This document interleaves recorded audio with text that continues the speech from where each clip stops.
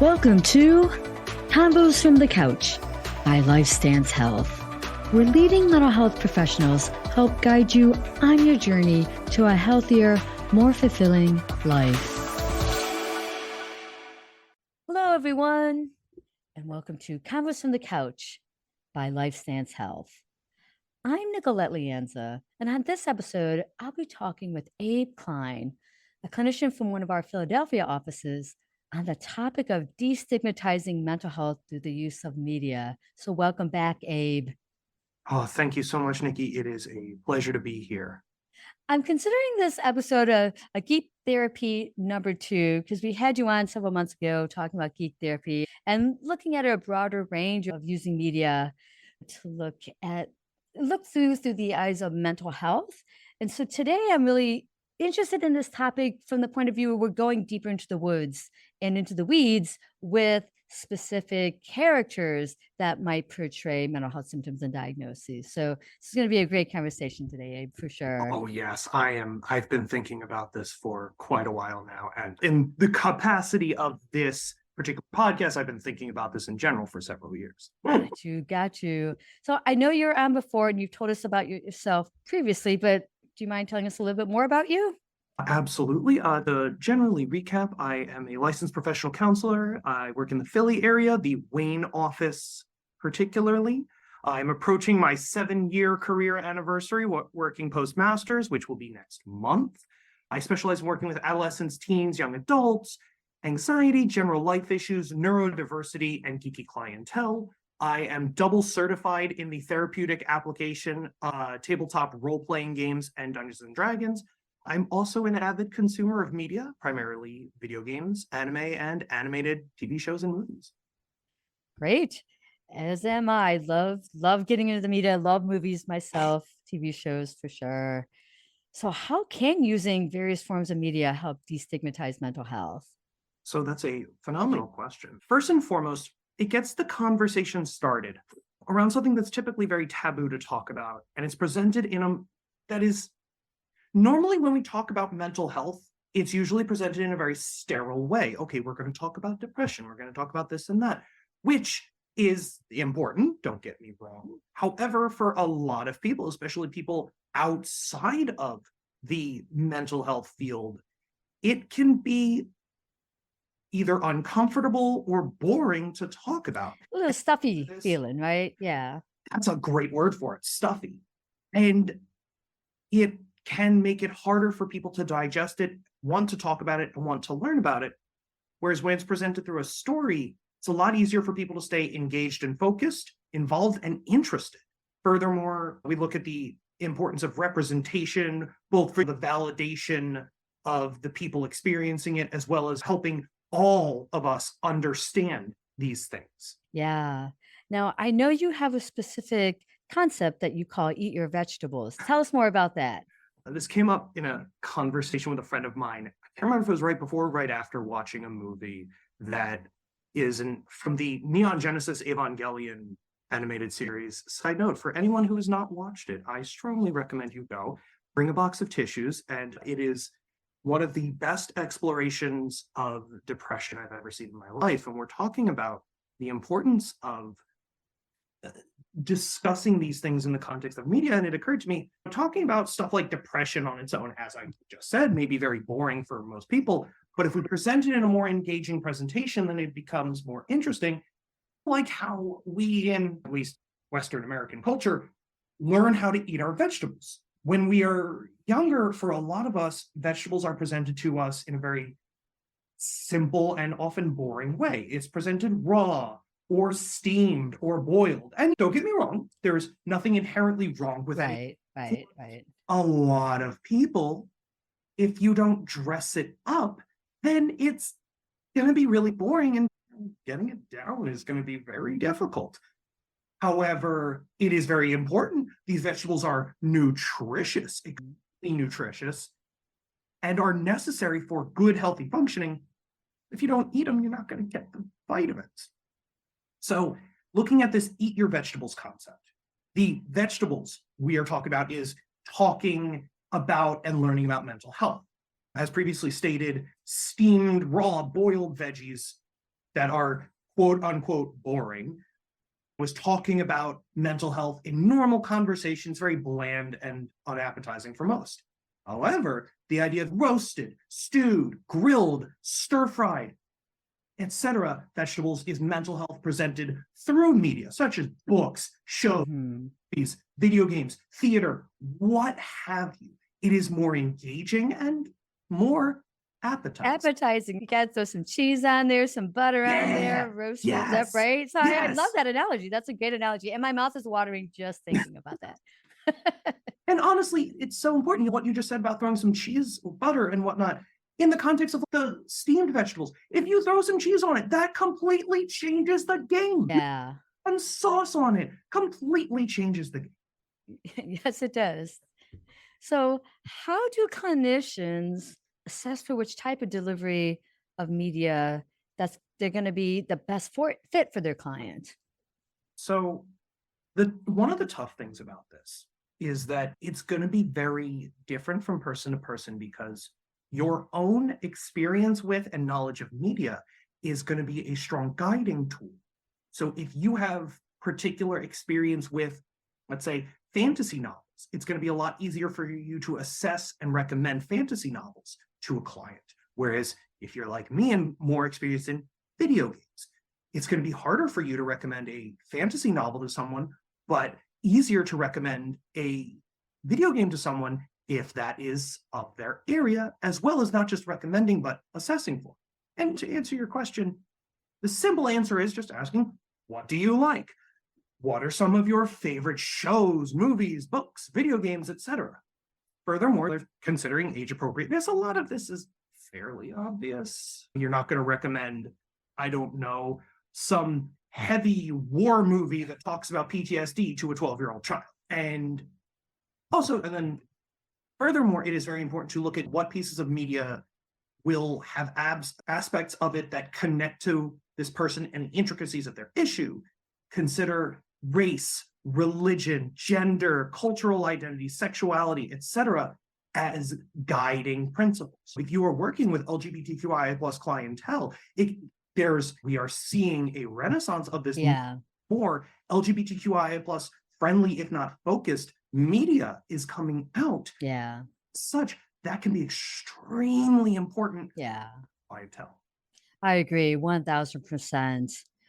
So let's jump into the weeds more and actually look at specific characters that accurately portray and destigmatize mental health symptoms. So let's first start with Disney's Inside Out, that amazing film. Yes, when that came out, I want to say I was still in grad school, and it meant so much to me seeing this discussed in such a wonderful and engaging forum as a Pixar movie. And whenever I talk about Inside Out with my clientele, and I do it on a roughly weekly to monthly basis, you can't be a new client of mine without me at some point saying, have you seen Inside Out? If not, you should watch it. If you have, you should rewatch it. Inside Out does a great job of showing to people the importance of understanding our emotions on a deeper level. It explores sadness as an emotion. It looks at the importance of sitting with our emotions rather than fighting them, the consequences of toxic positivity, and my personal favorite aspect of this that I teach all of my clients, a phrase I call the utility of emotion. Tell us more about that. What's that? Yes, please. The utility of emotion is something that we often don't understand and apply, is that all of our emotions serve a very utilitarian purpose, and Inside Out explores this very well. The first scene of the movie goes through the utilitarian purpose of every single one of the main character Riley's emotions, except for sadness. We see joy pop out, and it explains it. Okay, joy rewards Riley for doing things that are good for her. They don't say it exactly in those words. Right. Yeah. You do a thing that helps you connect with people. Here's the happy chemical. Good job. Anger serves to protect her, help her to feel righted when she is wrong. Anger being an emotion that we in our culture often view as inherently quote unquote negative, when anger is merely neutral. It's utilized, understood, and used. So then we see fear. Fear serves to protect Riley, and disgust serves to protect her from being poisoned. And ironically, in a scene where she is being fed vegetables. And then at the beginning of the movie, we see Joy, one of the main characters, narrating this whole utility concept. And then she gets to sadness and she says, I don't know what she's doing here. She just brings down the mood. Which is first of all, it is a great representation of how we as a society view the concept of sadness, be avoided, to be crushed and destroyed and completely removed. When that's not necessarily the case. It is very important and healthy to experience sadness within healthy boundaries and emotion. Mm-hmm. And the concept of toxic positivity here, we see Joy, who is essentially the center of all the problems in the movie, her being, okay, positive vibes only, good vibes only, no sadness, no, the sadness, you're bringing down the mood. What are you doing? There's this beautiful scene where Riley, the main character, she and her family has just moved to San Francisco, I believe it is, from their home in somewhere in the Midwest. And she's walking along with her mother, and she starts to feel sad because she misses her old home. Sadness comes in and is doing her job as sadness to make Riley feel sad, the utilitarian purpose of sadness. And, Joy sees this, immediately jumps in, throws her aside and says, oh, no, we need to have fun. We need to have fun. Now, in the context of the movie, she does this, and this propagates the issues that leads to, later in the movie, Riley having essentially a depressive shutdown, which leads to conflict later in the movie. Now, if Joy had not done that, if the moment Joy tried to do that, anger came along, grabbed her, tossed her out the window, and said, all right, sadness, do my best Lewis Black impression. And sadness said, okay. And the role of sadness would do its thing. Riley would express, oh, I am sad, I miss my old home, which shows the role of sadness as an emotion, which is shown at the end of the movie. It serves up to help us communicate to others that we are in distress, we need support and comfort. And in that scene, Riley would have been like, oh, I'm sad, I miss my old home. And mom would say, oh my gosh, honey, I'm so sorry, blah, blah, blah, blah. Here, mom will hug her, and they go off and they do something fun together, having that comforting moment. I really love this film because it's one of those films that if you're an adult, you can find things to enjoy about it if you're a kid. And even more important is that for kids, it's helping them start to explore their own emotions. It's teaching about emotions. And it's so key because that's how we build our insight and understanding ourselves. And so it does expose kids at a younger age as they're watching this film of, wow, these are these different things. And even the point of, like you were saying, who wants to feel sadness? Who wants to feel those uncomfortable emotions? Want to avoid those. But one thing when it comes to therapy, we are showing people how to sit in the emotion, to allow it to just be there and to make room for it. So it's an excellent example of a film there, Abe, for sure. And I often will tell my clients the importance of that, sitting with and understanding your emotions, letting them deliver their message, because if you don't, they just come back louder, angrier. You're going to squeak out somehow, some way. Exactly. And often it gets worse. Yeah. If you give it that space. I agree. Let's shift gears. Let's talk about the anime character Naruto. Oh, yeah. Now we're getting into my area. So as I'm a big fan of anime, I have been since I was a small child. I want to say it was early middle school, and watching the proliferation of enjoyment of anime across our culture has been so validating and exciting for me. And going into this, I thought to myself, okay, what are some characters that I am a little more knowledgeable about that some people in the more general populace would know? And Naruto hit me, and I thought, you know what? There's a lot of people who are now young adults who earlier in their life, they watch this character who is a phenomenal example of attention deficit hyperactive disorder and neurodiversity in general. Yeah. And we see that he is impulsive. He gets into trouble throughout his childhood. He is labeled as a troublemaker.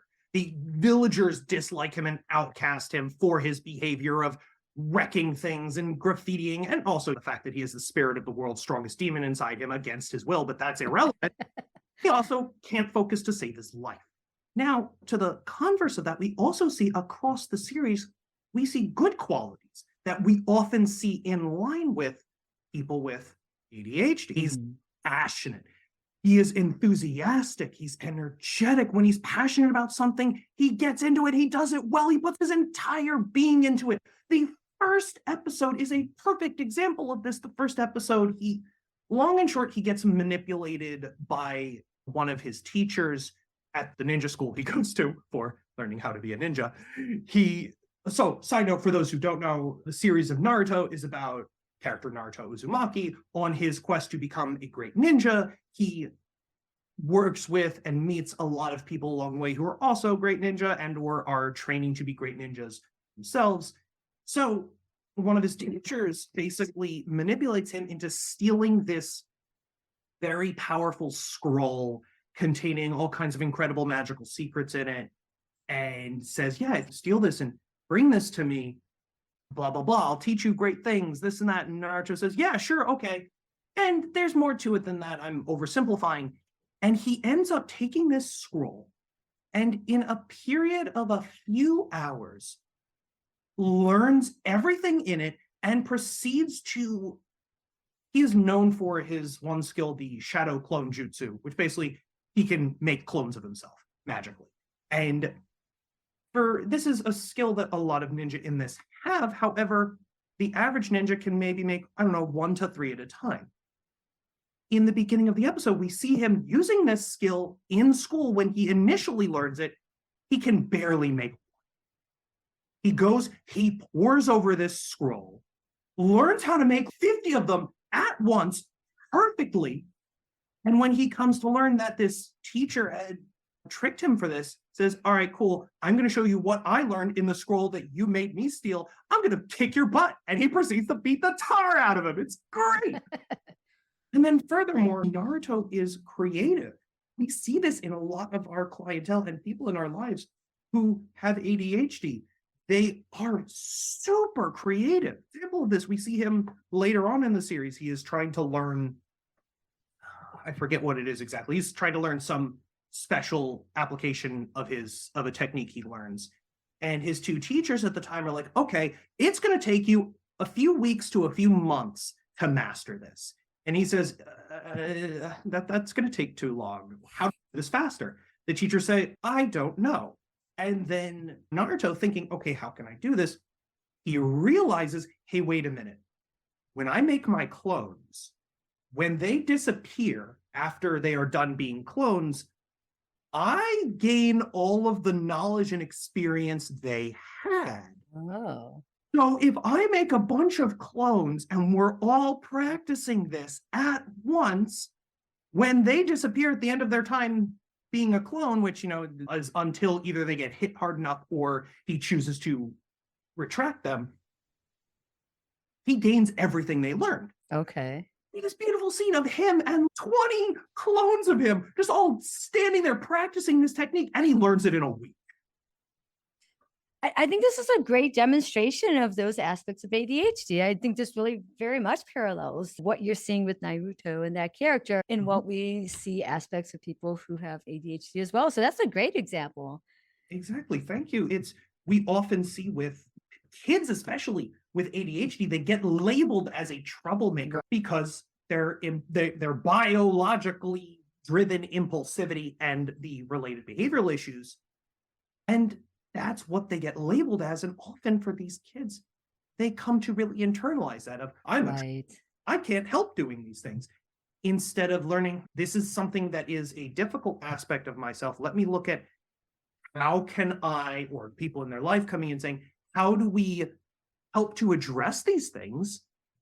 And how do we help to show that you are more than just your impulsive? Also, creative, you are this, you are that. The superpowers behind also ADHD, right? Exactly. Superpowers is such a great way to phrase this. We talked about this with our neurodiverse clientele of how, yes, there are some aspects of the way your brain is constructed that is going to make things difficult for you. Absolutely. There are also aspects of that are your superpowers. We're going to shift gears and hit our final character. And this character is from a video game called Persona 5. And it's the character Futaba. So tell us about Futaba.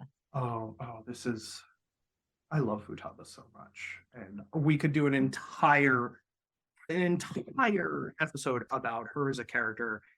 And to put it most simply, Futaba is the most well done example of autism coding in a character that I have ever seen in my life to date. And I've seen quite a few good ones in the past few years. Furthermore, we see her as an example of, as I said, autism, neurodiversity. We see her going through grief, and we see in her a great example of an orphan and foster parent situation. She is initially born to a single mother. We see some aspect of that in her past. We then see in the current situation after the mother has died. Initially, it is claimed that she committed suicide. Find out later it was actually that she was killed by someone, and we see Futaba processing all of this amid her connecting with her foster parent, who was one of the mother's close friends. So it covers autism spectrum disorder with this character, as well as foster care, navigating foster care too. So hitting two birds with one stone with that. Absolutely. And this, we talked about representation earlier, and I feel like this is so important because we see representation in a couple areas, particularly some areas that get heavily stigmatized. But to give further context here with Futaba as a character, what we see that are the autism coding aspects of her. We see poor eye contact. She every time we see her, she's rarely ever looking straight at someone's face. She's usually looking in a different direction, looking at the ground. She has very odd sitting positions whenever we see the main characters together. Side note, she's a teenager. All the main characters are teenagers. The whole series is about these teenagers who gain superpowers to go into people's minds and help to rid them of their warped desires to create a better world. So there are points where they are going in and spending time with her, helping her to better acculturate to society after being isolated for a long time.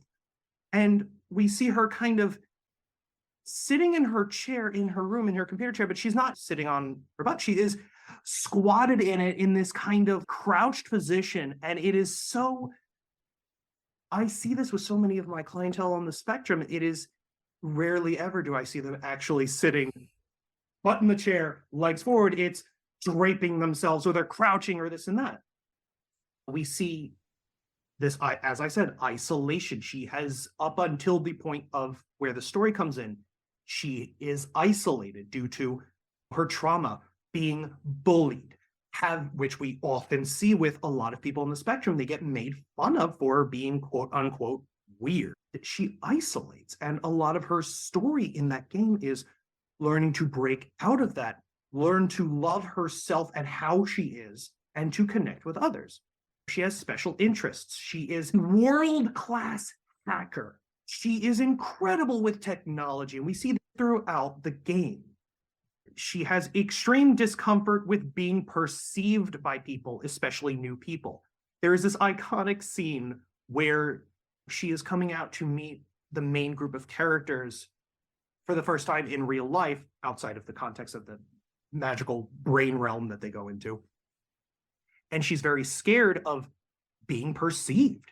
And that is something that we often see with our clientele on the spectrum. And so she comes out wearing this goofy, full head mask thing. And all of the characters look at her and they say, Futaba, why are you wearing this? And she's, I don't want to be looked at. And they say, okay, cool. And they proceed to accept her for that. Over time, she adjusts and acculturates and comes to feel more comfortable in this way. She has a lot of difficulty with reading and understanding people, situations, and context. which we often see with neurodiverse people, not just in the context of spectrum, but neurodiversity in general, existing in a very neurotypically driven, constructed society. That's a well way to say that. What way to say that? Thank you so much. And it is so, our society is built around neurotypical functioning. It is starting to shift a little bit, or understanding and welcoming of more neurodiverse functioning. However, we are not there yet. She has also extreme difficulty with small talk.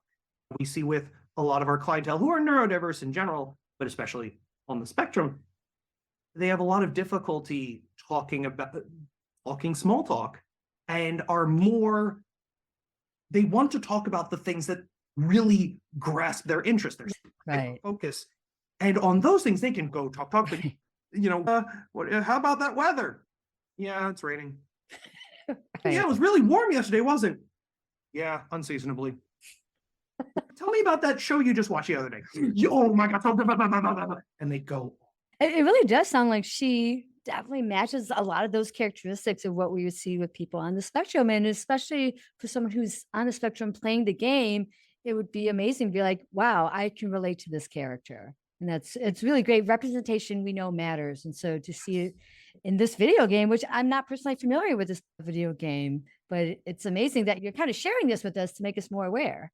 Oh, it's Persona 5, and more so its more expanded version, Persona 5 Royal, is my absolute favorite game ever. It means so much to me. And everyone out there, if you have a PlayStation 4, a PlayStation 5, or a Nintendo Switch, or oh wait, they also just brought this out for Xbox One, please go play Persona 5 Royal as soon as you can. Run, don't walk to your local game store to purchase Persona 5 Royal.